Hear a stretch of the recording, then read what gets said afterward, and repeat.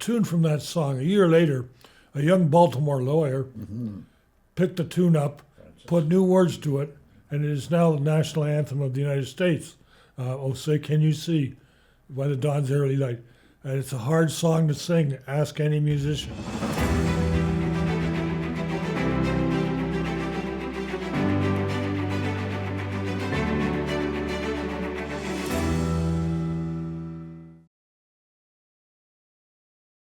Hello, everyone. Welcome to the Stories of 1812 podcast. And today we are on location with writer, author, and historian Donald Graves. And we're going to look at the lives of two very interesting officers during the War of 1812. Right, Don? Yeah, I should emphasize these are young officers. Most historians pay attention to generals and colonels, but I became interested in the life and times of junior officers. So I want to talk about Lieutenant William J. Worth of the American Army and Lieutenant John LeCouteur of the British Army. Note the different pronunciation of lieutenant. It's lieutenant south of the border, lieutenant north of the border. Let's start with William Worth. He was born in 1794, near Albany, the son of a merchant marine captain who died in Worth's infancy.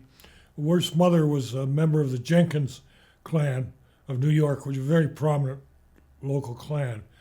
Worth wanted to join the U.S. Navy and applied for a cadetship at Annapolis Naval Academy, but that was turned down for some reason I don't know.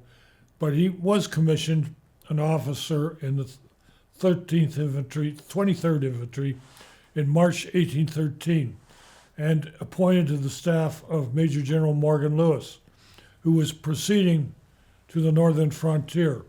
And he recounts leaving Albany, the general and his train leaving Albany, and the people were very excited, and what he always called the fair young women, waving handkerchiefs out of windows, and all these young officers are upright, in a horse, and yeah. So they had a long meander to Fort Niagara across northern New York, and almost every village they were feted and celebrated. In one village, they fired a salute with a local cannon, which something went wrong and it blew. Didn't kill anybody, but the man who touched it off was black from head to foot. So he got to Fort Niagara, and he spent a month there. I have to get a bit into the strategy. The American Army was on the offensive in the spring of 1813, and they captured York. One division captured York, and the other division was ready to move across from Fort Niagara. So he was there when the division from York arrived, and he, as he said, they had seen combat, so they were kind of really boastful and dismissive of the Yorkites, he called them, dismissive of those who hadn't seen combat, and so on. But on May the 26th, the night of May the 26th, 1813, both groups that formed one army were about to cross over the Niagara River and capture Fort George and the village of Newark. And he tells of a very interesting scene. The American Army was camped at 4 Mile Creek, New York, 4 miles from the Niagara. And just before they left, they got their overdue ration of candles. But what are you going to do when you get all these candles? So what they did is they lit them and they put them on the trees, branches of the trees. So you get this marvelous scene of this sort of wonderland of candles, which is, you don't often think of that being part of the War of 1812. Anyway, he participated in the attack on Fort George, as lovely descriptions of it. One description, a New York volunteer regiment had their band, and the band was all in one boat playing Hail Columbia till a British round shot hit about 5 feet away. He said they all went out of tune and tapered off real fast. So they got into Fort George, and 2 brigades of the American Army moved against Burlington Bay, modern Hamilton, where was a British depot, and they were attacked at the Battle of Stony Creek, and which they fought off the attack, but they lost both their generals, who were captured by the British, and the officer who assumed command, he called a council of war, which is always a shield against responsibility, and said, well, should we go on or should we go back? And most of the officers said we should go back. So they started to retreat. Well, Worth was part of a group which rode up to meet them, and as he says, to replace the lost heads.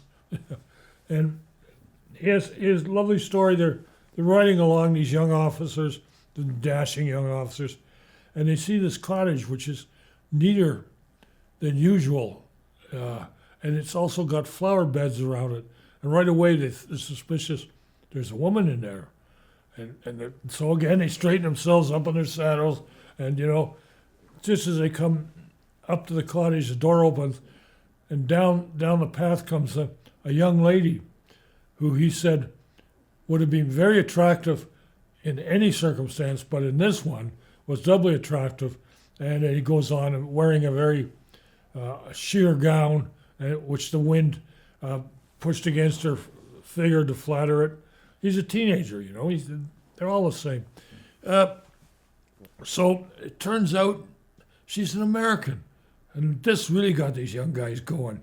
And it turns out that her father was a minister and had come from the States to take over a parish, and they wanted to go back to the States. Now the war had broken out. So actually, when the American Army retreated from Stony Creek, they picked up this man and his lovely daughter and escorted them back to Fort George. But the rest of the summer, the American Army was more or less cooped up in Fort George and blockaded by the British Army. And so there wasn't all that much staff work to do, but the young officers had entertained themselves. Before they left Albany, they had bought a very large cask of wine. And the thing was, they would drink a little out of it until they but keep it till they got to Montreal, and then they would down the rest of it. Well, every evening, late afternoon, when they were off duty, they used to gather in somebody's tent and have some of this wine, which unfortunately went down pretty fast. Then they lounge around in bales of straw and smoke cigars and complain about the bigwigs, or rather the big bugs. The big bugs, he called them, which are the generals and Secretary of War and the President. Didn't know what are they doing? What are they doing? And he said he wrote a memoir. I should mention that he wrote a memoir which was published 20 years after the war. He said in the memoir that when they'd had enough sufficient wine, they would often sing, and their favorite was Old King Twine. Now, this song really interests me because I had never heard of a song called Old King Twine, and music and songs of the War of 1812 period are a sub-interest of mine. And I searched around, Googled it. One thing Google's good for is finding out lyrics, and I couldn't find it. I thought about it, and then I was looking at drinking songs, and I remembered the Anacreontic song, or To Anacreon in Heaven, which was a drinking song of a London dining and drinking club in the 18th century. And the Anacreontic song, Anacreon was a Greek poet who believed in having a good time. But it has a line in there to twine the myrtle of Bacchus with the rose of Venus. And I thought, this got to be it. And sure enough, it was. Now that song, the tune from that song, a year later, a young Baltimore lawyer picked the tune up, put new words to it, and it is now the national anthem of the United States. Oh, say, can you see by the dawn's early light? And it's a hard song to sing, ask any musician. Anyway, this is this little thing I liked. But in September 1813, the American Army at Fort George and Fort Niagara was shifted east towards Sackett's Harbour to advance down the St. Lawrence toward Montreal. And part of them rendezvoused on Grenadier Island in the Lake Ontario. And Grenadier Island, there was only one family living on it, a farmer who happened to have a beautiful daughter. He was very concerned. There were 4,000 males and one woman, and she was everybody was was nice to her, and he got very worried about her, to the point where he couldn't look after his cow herd, but he fetched a brilliant idea. He gave a cow to every regiment present, and they would look after her, and they'd have fresh milk. And when they left, he could get his cow back, and he wouldn't worry about the cow ending up in somebody's soup pot. But the young girl, this young farm girl, really got ideas above her station. She would only talk with generals. She was slightly snippy with colonels. She didn't talk to majors, and anybody below the rank of major, she just spit at. So he thought that was funny. They went down the St. Lawrence in a boat, and they got to Ogdensburg. He got into Ogdensburg, and this is when they disembarked the army and ran the boats past Prescott at night. And the young staff officers, really having no duty during this, got into a tavern and ordered, they had not been eating well, ordered prime beef steaks, potatoes, the whole 9 yards.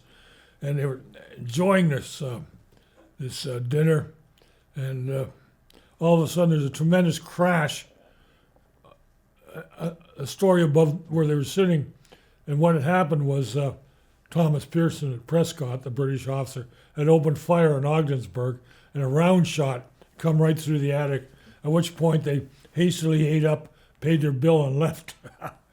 The problem with his memoir is it ends abruptly at that point. And so you don't, I'm sure there's more to it. And I'm not sure why that happened. But there you go. It's William Jenkins Worth. Now he had quite a career in the U.S. military. He was a commandant of cadets at West Point. He was a very, very distinguished looking figure. And one cadet who was at the academy during his time, and who was the very model of perfect cadet, a man named Robert Edward Lee, who went on to become famous later on, always thought that he was the perfect example of the soldier. Worth fought in the Seminole War in the 1830s, and then he came back to the northern frontier during the Patriot War. I don't want to go off on that tangent, but the rebellions in Upper and Lower Canada and the Patriot War. And he was up on the northern frontier during the period 1837-39. Then he was in the Mexican War. He commanded a division, did very well, and came out of that, but unfortunately got cholera and died in 1849. And the city of Fort Worth is named after him. And so this is a young officer. So meanwhile, across the river, there was a young British officer who was In close proximity. to. And this was Lieutenant John LeCouteur. Now, LeCouteur is a very interesting man. He's born in 1794. He's a Jersey man. He's a Channel Islander. His father was a general, and his mother came from one of the most prominent families on the island. And unlike most British officers of the time, he actually went to the Royal Military Academy. It had just started. And he spent 3 years there. He came out of that at the age of 16, and he was appointed a lieutenant, second lieutenant, in a regiment on Jersey, where his father was I'm sure his father had something to do with that.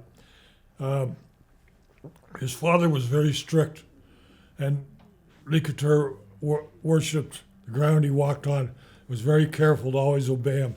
And I have a feeling the father thought he was a bit immature to go off on a campaign.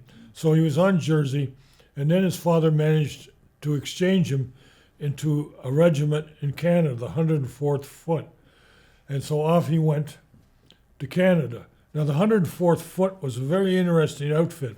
It started life as the New Brunswick Fencibles, which a fencible regiment is a regiment, it's a regular regiment, which is not liable for service outside a certain area.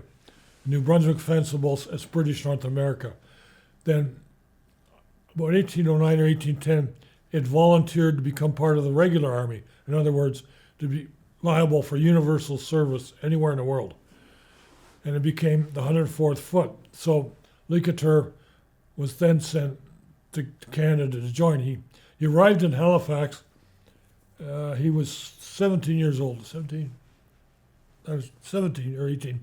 And he was having dinner in the wardroom of a British warship when someone burst in with excited news that the Americans had declared war. Mm-hmm. So his father, trying to get him away from action, had pitched him right in the middle of a war. So he went to New Brunswick. His regiment was the New Brunswick on a small British warship, and on the way across the Bay of Fundy, they engaged an American privateer and captured it. He arrived in New Brunswick, and he was there, and amazing social life. He said that in the 4-month period that he was there, he attended 34 balls, assemblies, dinners, and other things in 4 months. So it was a very active social life. But in February 1813, Sir Geroge Prevost, who by this time is Governor General and Commander-in-Chief, he had to get troops. And the British Army, the headquarters of the British Army didn't have that many troops to spare because they're fighting in Spain. So he thought he'd get the 104th, and they could march overland in winter. So LeCouteur marched overland with the 104th. It took them 32 days. And they had a trail, but it was waist-deep snow. And he left an amazing account of that long journey and how they did it and how they slept at night. And they finally got to Quebec City, and, there's a sigh of relief. And then they said, no, you're going to Kingston. So they marched to Kingston. And we're in Kingston, and just after he got there, the Kingston garrison made an attack on Sackett's Harbour, New York, which was the major American naval base. And LeCouteur took part in that. And the attack did not go well, but he got up to a stockade defended by Americans, and the Americans were firing through the logs, their musket barrels, and he sort of was in between. He was making himself, what did he say, as pancake as possible. And then when there was a lull in the firing, he ran back. The upshot was the British attack was rebuffed. So from there, he was sent to the Niagara and was part of the British Army blockading Fort George. And I think at one time, actually did it several times, he was sent with a flag, like a flag into the American lines with information, asking for information.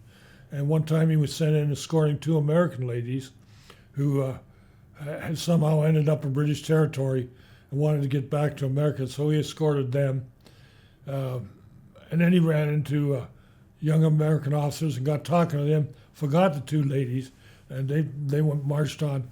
And the young American officer invited him for lunch, and up came his lunch. As LeCouteur said, capital beefsteaks and a bottle of brandy. So they're having a good time. Now, at that point, he was probably within 200-300 yards of Lieutenant William Worth, but I don't know if they ever fought. So he was in the Niagara all through the summer of 1813, and then when the American Army moved down to Sackett's Harbour to go down the St. Lawrence, the British Army withdrew from the Niagara and followed them, so he went back to Kingston. I should mention that he, when he first arrived in Kingston, he had trouble finding a place to a billet. There wasn't any barracks, and the officers had to find billets or rental accommodation. And he had problems finding a place to live. But he finally, an old Commodore's widow took him in. And the house, it's one of the oldest houses in Kingston, still there today. I walked by it a number of times, taking pictures. But this Commodore, now LeCouteur was always lucky. She had quite a collection of young female relatives, and he was in his heaven. He was in heaven because LeCouteur was girl crazy, if anybody was. Anyway, when he came back from the Niagara, he was struck by an affliction of boils, probably due to bad diet, and was laid up.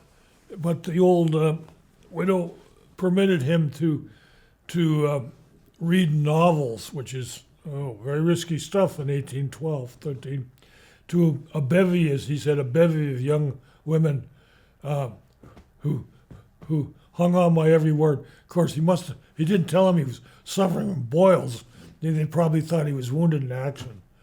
The following summer, he went back to the Niagara, fought at Lundy's Lane, which he characterized as a very confusing action. Fought there, got through that without scrape. Then went down to Fort Erie, took part in the siege there, and he was in the night assault of 15 August. And what had happened was the bastion in the fort that the British had just captured, and there was an expense magazine, a magazine for the immediate use of the guns on the bastion. And the floor was beams, and somehow a spark, because these muzzle-loading guns, tremendous. Every time they fired, a tremendous shower of sparks somehow communicated down through the beam into the expense magazine, and up it went. And it being a stone thing, it acted like a cup, so the force of the explosion went upwards. And LeCouteur was just climbing into the bastion, and as he wrote, a black volume of earth rose up to meet me. He was knocked unconscious, and when he got up, he was pinned in the ditch before the bastion. He was pinned by a beam, and he sort of wiggled out of that, got through that, and he said, I put my hand in a mess of blood and brains, which is awful.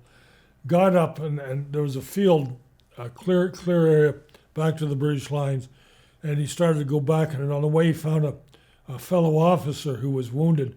So the two of them made a three-legged person, got back to the British lines, and General Drummond, who was commanding, asked him what was happening up there. The general didn't know what was happening. They'd seen the explosion, and LeCouteur told them that his commanding officer and another commanding officer were dead. And then he was just overcome by the whole thing, and he threw his sword down and said, "This is a disgraceful day for old England." And some of these officers said, you watch your attitude, dear young man. You don't say that kind of thing. But one of the officers, and it was Thomas Pearson of all people, went and took him and said, no, it's okay. He's just a little shaken. So Pearson gave him a job to do, a duty to perform, and he was okay after that. He was, they pulled back after the siege was lifted. The British Army pulled back to the Chippawa, and then pulled back a little farther. And there's a interesting anecdote that Pearson was in the building still there. It's now the South Landing Inn in Kingston, and Pearson got a billet there. Being a junior officer, he had to take the leased room, and so he went upstairs. He was up in the attic, and while up there, he heard this sort of moaning, and he couldn't figure out what it was.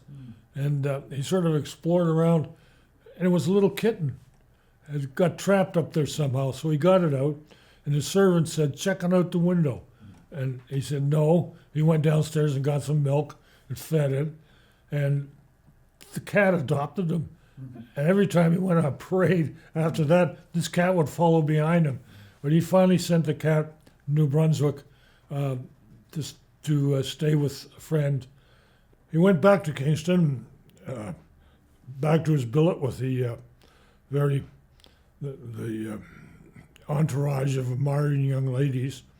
In fact, one of them had got quite a crush on him, and I think it was her brother said to him, "Do you really like this girl?" And LeCouteur says, "Yes, so she's very nice." Well, be careful what you do, because her heart's getting involved here. So he never had enough money. His father, British officers were not really supposed to live on their pay. They had to their family helped them out because the pay was abysmal. And his father had given him 50 guineas a year, but he was poor. He couldn't even afford to keep a horse, which really annoyed him. So he said, "I've got no future as far as I know, and no money." And so he had to, as he said, from then on, he sort of disassociated himself with this lady. Anyway, he's back in Kingston. He's sent down to Montreal. News of the peace treaty arrives in Kingston, and he's sent down to Montreal to bring the news to Montreal. And a marvelous account of a sleigh ride down the St. Lawrence. He gets to Montreal, and he's there when the Marquis of Tweedale, the commander of the 100th Foot, has his famous victory ball, costume ball. And LeCouteur goes as a French farm wife. Now, being from Jersey, he could speak French. And being a very slight guy, he wasn't a big guy, he could masquerade as a woman. So he had a really good time at this ball.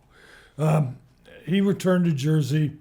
His regiment was disbanded. He was promoted to captain, but I think his father didn't want him to go any farther, wanted him to stay in the island, which he did, and married his cousin, and had a wonderful Victorian life. He did so many things.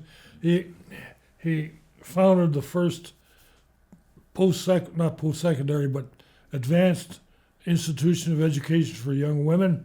He invented a sliding belt buckle for the Army.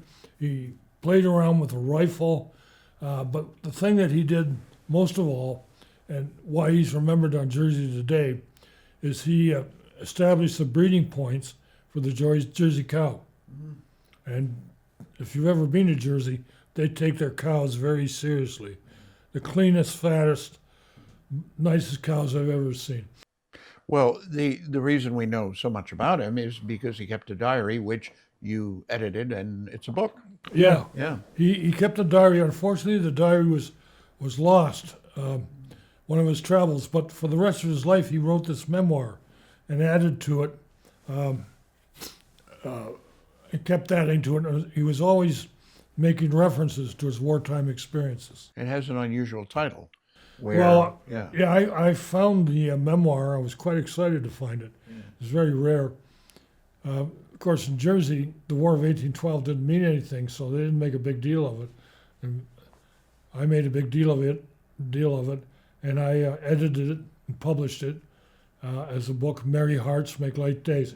I should add that was his motto, Merry Hearts Make Light Days, the War of 1812 memoir of John LeCouteur. Well, thank you everyone for joining us at the Stories of 1812 podcast, and thanks so much, Don Graves, for Okay. telling us about those guys. Okay. We'll see you next time.